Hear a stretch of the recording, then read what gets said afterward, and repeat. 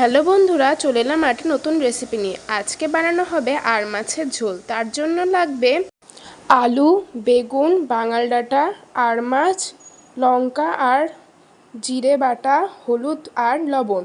প্রথমে গরম তেলে মাছগুলো ভেজে নিয়ে তুলে নিতে হবে। তারপর ওই তেলেই বেগুনটা ভেজে নিতে হবে।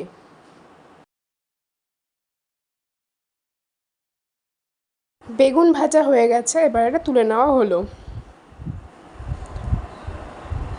ওই তেলেই আলুটাও ভেজে নিতে হবে। এরপর যে মশলাটা তৈরি করা হয়েছিল ওই মশলাটা ওর মধ্যে দিয়ে দিতে হবে। এরপর বাঙাল ডাঁটাটা দিয়ে দিতে হবে, দিয়ে ভালো করে কষিয়ে নিতে হবে।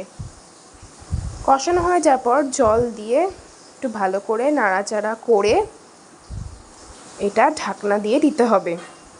ঢাকনা খুলে এতে মাছ আর ভেজে রাখা বেগুনগুলো দিয়ে দিয়ে ভালো করে নাড়াচাড়া করতে হবে। এরপর ঝোলটা ভালো করে ফুটবে। ফোটানো হয়ে যাওয়ার পর এটা নামিয়ে দিতে হবে।